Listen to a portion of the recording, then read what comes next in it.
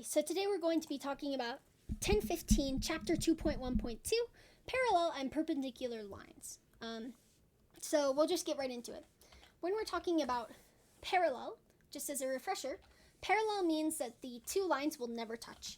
They are going the same exact slope or direction and they will never touch. When we're talking about perpendicular, we are saying that they cross right exactly in the middle and it's perfect. Like they all have 90-degree angles. It's not anything like this. It has to be straight across. So when we are looking at this, we want to match this. Which ones look perpendicular here? It looks like this to me because they're crossing right like that. So perpendicular. And then parallel is this one, and intersecting, now perpendicular, is this one. So you're matching with that. Before we move on, when you are thinking about slopes and graphs, these two are parallel, right? But if they are parallel, they have exactly the same slope. So parallel,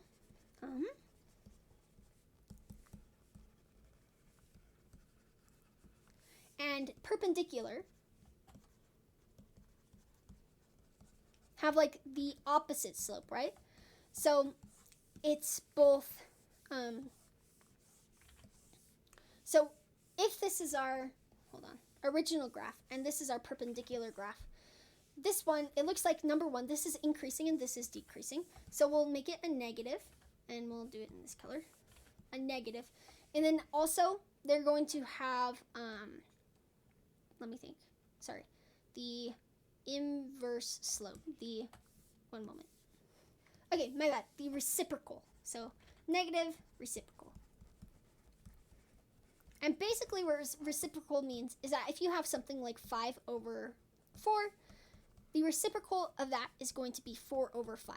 If you have something like 5 or 6, the reciprocal of 6 is going to be 1 over 6. So that's how you can determine perpendicular, and then parallel is the same slope. They might have different y-intercepts, but that does not mean that they are not parallel. Okay, given below are the descriptions of two lines. Express your answers as integers or fractions in lowest terms. There's a typo there. Line 1 goes through 0, 3, and 8, 1. Line 2 goes through 4, 7, and 8, 8. So what you can do here is you can find the slopes of both. So for this first one, I have 0. I'm going to do the y minus y, so 3 minus 1, and then 0 minus negative 8. So we have 2 over 8, which is the same as 1 over 4. Then the second slope, we have 4 minus 8, and, not 4 minus 8. It'd be 7 minus 8, and 4 minus 8, which is equal to negative 1 over negative 4, which is the same as 1/4. So these two points have the same slope. The slope of line 1 is 1/4, and the slope of line 2 is 1/4. And then finally, it's parallel because the slopes are exactly the same. Bloop. Find the slope of a line parallel and a line perpendicular to the line that corresponds to the table of values below. Actually, real quick, so if you have something like y equals 4x plus 2, the perpendicular slope of that line, we'll just do 4x, would be y equals negative 1/4. You just flip it and give it a negative. That's the trick for it. I didn't say the trick, but I wanted to show. Find the slope of a line parallel and a line perpendicular to the line that corresponds to the table of values given below. So we have negative 2, negative 1, and negative 1, negative 2.5. So what we want to do is find the slope. So negative 1 minus negative 2.5. Actually, I'm going to switch the negative 2.51 to 0 and negative 4 because I don't want to work with decimals. So 0, negative 4. And you're allowed to do that. So negative 1 minus negative 4 over negative 2 minus, 0 minus 0. So then you get 3 over negative 2, which is in 3, negative 3, 2. And then, so the parallel slope would be negative 3 over 2. I feel like I maybe did my math wrong, but we'll just keep going with it. And then the perpendicular slope would, so we're gonna give it a negative, and then we're gonna flip it 2/3. And then double negative means a positive, so our perpendicular slope would be 2/3. Positive 2/3. So now we have to determine whether line 1, blue, and line 2, green, are perpendicular by comparing their slopes. So our, we want to find the slopes, basically. I'm going to zoom in a bit. It's kind of blurry. So let's find the slope of our green one first. It looks like it intersects here, and then it intersects here. So over 3, up 1. So 1 over 3, up 1. Rise over run. X, and then we'll do plus 3 just for kicks and giggles. And then for this one, we're intersects here, and then I can't tell if it intersects here or not. I'm going to say, I think it does. I can't tell. I know it at least intersects here. So down 7 over 2. Negative 7 over 2. Yeah, I don't think it intersected right here. Yeah. I think it'll be easier to tell on yours. You're able to zoom in, and it will, like, increase quality, I think.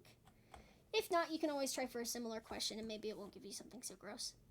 X plus 0, which is just this.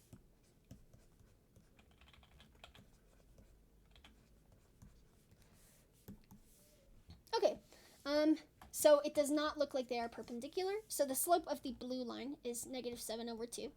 Slope of the green one is 1/3. They are not perpendicular. It kind of looked like they were for a minute, but they are not. It was close. That's what I think. That's what I think. You might be able to tell better on your screen, finding the slope. A line goes through the points negative 3, negative 7, and negative 5, negative 9. What is the slope of a line parallel to this? First, we need to find the slope. So negative 7 minus negative 9 over negative 3 minus negative 5. That will give you positive 2 over positive 2, which is just 1. So slope parallel to this line is 1. Slope perpendicular is going to be negative 1. Determine if the line that passes through 2 points is parallel, perpendicular, or neither to a line with slope 3. So first we'll find the slope of this. So we'll do 12 minus negative 16 over 4 minus negative 3. That will give you, hold on, 12 plus 16, 28. And that is not going, is it going to divide? Yeah, 4. So then that'll be 4, I think. I think I did the math there. Right, I don't remember though. Anyway, it is not perpendicular or parallel, so neither. This one we can do negative 3 minus negative 2 and 3 minus 0, which is going to give us negative 1 over 3. And then slope 3, yeah, that looks like perpendicular to me, because it's the reciprocal. Because perpendicular, what could be helpful is if you take this and say, okay, parallel equals 1, equals 3, and then perpendicular, we'll actually do it like this. And then perpendicular equals negative 1/3. And this last one, I hate it because it has fractions, but we'll have negative 8 over 3 minus negative 7 over 3 over negative 4 minus negative 5. So we have a 1 on the bottom at least. And then 8 minus 7 is equal to 1. Oh, wait, but we're adding because it's a double negative. So 8 plus 7 is 15 over 3. That gives us 5 over 1. So it is neither again. Yeah. I know I went through that kind of quickly, even though it was like a 10-minute video. If you have any other questions, please let me know, and I will answer them as soon as possible. Have a good one.